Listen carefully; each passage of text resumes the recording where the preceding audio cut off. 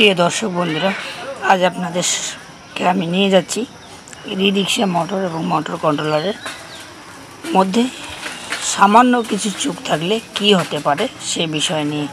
তো আপনাদেরকে চলুন আমি কথা বেশি না বাড়িয়ে ভিডিওর দিকে নিয়ে যাই। আর আপনাদের যদি খুব ভালো লাগে আমার কথা বা সলিউশনগুলো, যে আপনার কাজের কিছু আপনাদেরকে দেখাচ্ছি, তো অবশ্যই সাবস্ক্রাইব করে দেবেন চ্যানেলটিকে এবং লাইক কমেন্ট শেয়ারের মাধ্যমে আপনারা অবশ্যই আমাদের জানাবেন কি জানতে চান। তো চলুন কথা না বাড়িয়ে আমি ভিডিওর দিকে নিয়ে যাচ্ছি আপনাদেরকে। তো এই যে আপনারা দেখতে পাচ্ছেন এই রিক্সা মোটরের যে সার্ভিস ওয়্যারটি দেখতে পাচ্ছেন এই জায়গাটায়, যেটি একই সঙ্গে এই যে আমাদের যে তিনটি ওয়্যার থাকে, এই যে দেখতে পাচ্ছেন 1 2 3টি ওয়্যার আছে।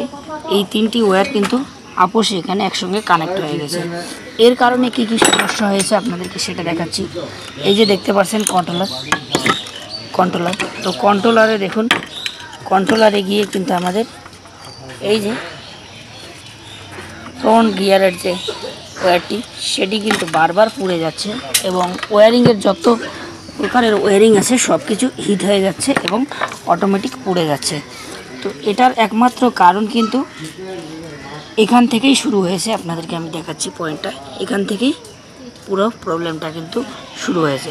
তো ভালো থাকবেন, সুস্থ থাকবেন। আমি আপনাদের জন্য এরকম নানা ধরনের সলিউশন এবং টিপস নিয়ে আসি।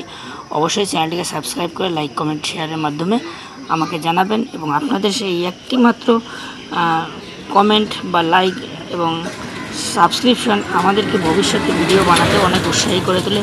ধন্যবাদ, জয় হিন্দ।